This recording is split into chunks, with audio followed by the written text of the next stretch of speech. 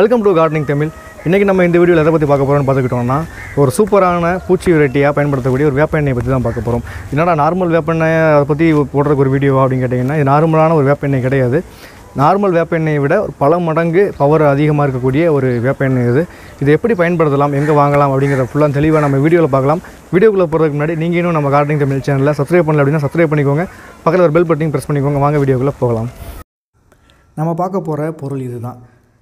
என்னடா நார்மலான வேப்ப எண்ணெய் கூட நம்ம யூஸ் பண்ணலாமே, பூச்சிகள் கண்ட்ரோல் ஆகுது, ஆனால் இதே யூஸ் பண்ண சொல்கிறேன் அப்படின்னு கேட்டிங்கன்னா நிறையா வித்தியாசங்கள் இருக்குதுங்க. நார்மலான வேப்ப எண்ணெய்க்கும் இதுக்கும் பல விதமான வித்தியாசங்கள் இருக்குது. எதுக்காக அப்படின்னா, நம்ம கடைகளில் வாங்கக்கூடிய நார்மலான வேப்ப எண்ணெய் வந்து 150 ppm அவ்வளோதான் அளவு, அதோட பவர் இருக்கும். ஒரு சில இடங்களில் அதை விட கம்மியானது கூட இருக்கும். இதை பொறுத்த வரைக்கும் வந்து 2500 ppm அப்படின்ற அளவில் கொடுக்குறாங்க. ரொம்ப பவர்ஃபுல்லானது. தம்ப்நெயிலில் போட்டிருக்கிற மாதிரியே அடங்காத பூச்சிகளும் அடங்கும். அது பேருக்கு ஏற்ற மாதிரியே கண்டிப்பாக எல்லா பூச்சிகளுமே இது வந்து கண்ட்ரோல் பண்ணக்கூடியது. புழுக்கள், சாறு உரியக்கூடிய பூச்சிகள், இலைகளை துளைச்சி ஓட்டை போட்டு டேமேஜ் பண்ணக்கூடிய பூச்சிகள், எல்லா பூச்சிகளுமே கண்ட்ரோல் பண்ணக்கூடியது. வீட்டு தோட்டம், மாடி தோட்டம் மட்டும் தவிர்த்து அதோடு சேர்த்து இல்லாமல் பெரிய லெவலில் விவசாயம் பண்ணுறவங்களும் கூட பயன்படுத்தக்கூடிய ஒரு பூச்சி வெரைட்டி தான் இது. ரொம்ப குவாலிட்டியானது.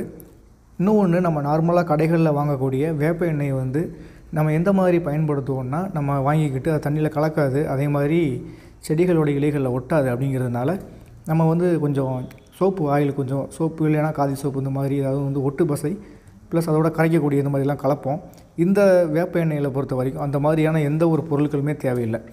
ஆல்ரெடி இதை நம்ம கொடுக்கும்போதே வந்து எல்லா வகையான அந்த சோப்பு இதெல்லாம் கலக்கக்கூடிய ஒட்டு பசை பொருள் எல்லாமே வந்து நம்மளுக்கு சரியான அளவில் இதோட மிக்ஸ் பண்ணி கலந்து தான் கொடுத்துருக்காங்க. ஸோ இந்த உரத்தோடைய ஸ்பெஷல் மற்ற வேப்ப எண்ணெயை விட, உரம்னு சொல்லிட்டேன் பூச்சி வெரைட்டி, இந்த மற்ற வேப்ப எண்ணெயை விட இந்த வேப்ப எண்ணெயோட ஸ்பெஷல் என்னென்னா, எல்லா வகையான பூச்சிகளுமே கண்ட்ரோல் பண்ணக்கூடியது, ஒரு முறை தெளித்தாலே கண்ட்ரோல் பண்ணக்கூடியது.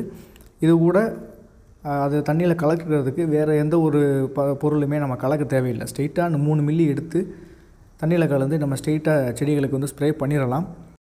இதில் மேலே பச்சை கலரில் இருக்கக்கூடிய அந்த மூடியோடைய அளவு 3 மில்லி. ஓகே, இதை வந்து நம்ம எப்படி பயன்படுத்தலாம் அப்படின்னு பார்த்துக்கிட்டோன்னா, நார்மலாக எல்லா வேப்ப எண்ணெயும் நம்ம என்ன அளவுக்கு எடுத்து ஊற்றுவோமோ அதே அளவு தான் 1 லிட்டர் தண்ணிக்கு வந்து 3 மில்லி அப்படிங்கிற அளவில் எடுத்து நம்ம ஸ்ட்ரெயிட்டாக நேரடியாக மிக்ஸ் பண்ணி இந்த மாதிரி பாட்டிலில் ஊற்றி 2 முறை குலுக்கிட்டு அப்படியே நம்ம செடிகளுக்கு ஸ்ட்ரெயிட்டாக ஸ்ப்ரே பண்ணி விடலாம். நார்மலான வேப்ப எண்ணெய் மாதிரி உள்ள சோப்பு இந்த மாதிரியெல்லாம் எதுவும் கலக்க தேவையில்லை. இந்த வேப்ப எண்ணெய் இருந்ததுன்னா நம்ம ஒரு சில பூச்சிகள்லாம் பார்த்துக்கிட்டோன்னா வேப்ப எண்ணெயில் கண்ட்ரோல் ஆகாது அப்படின்னு சொல்லிட்டு 3G கரைசல், 5 இலை கரைசல்கள்லாம் நம்ம தெளிப்போம். ஆனால் இந்த வேப்ப எண்ணெயில் நார்மல் வேப்ப எண்ணெயை விட அதிகமாக கண்ட்ரோல் பண்ண அப்படிங்கிறதுனால 3G கரைசல், 5 இலை கரைசல்கள்லாம் எதுவுமே தேவையில்லை. இந்த ஒரு வேப்ப எண்ணெய் மட்டுமே போதும் அனைத்து பூச்சிகளையுமே கட்டுப்படுத்துறதுக்கு. ஒரு டப்பா இருந்தாலே நம்ம தோட்டத்தை வந்து எந்த பூச்சியும் இல்லாமல் சூப்பராக பார்த்துக்கிறதுக்கு இது ஒன்று போதும். ஏன்னா நான் யூஸ் பண்ணி பார்த்ததுனால சொல்கிறேன், ரொம்பவே நல்லா இருந்துச்சு.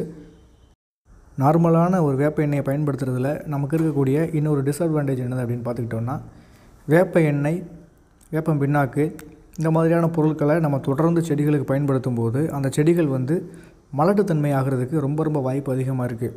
ஸோ நம்ம ஒரு நார்மலான ஒரு 150 ppm அவ்வளவு கொண்ட ஒரு வேப்ப எண்ணெய் தெளிக்கும் போது ஒரு முறை தெளித்தோம்னா அந்தளவுக்கு வந்து பூச்சிகள் எல்லாமே வந்து அந்தளவுக்கு கண்ட்ரோல் ஆகாது. ஸோ நம்ம வந்து ஒரு முறை தெளித்ததுக்கப்புறமா 2 நாளோ 3 நாளோ கழித்து மறுபடியும் ஒரு ஸ்ப்ரே கொடுப்போம். அப்படி கொடுத்தா மட்டும்தான் அதில் இருக்கக்கூடிய பூச்சிகள் எல்லாம் நம்ம கண்ட்ரோல் பண்ண முடியும்.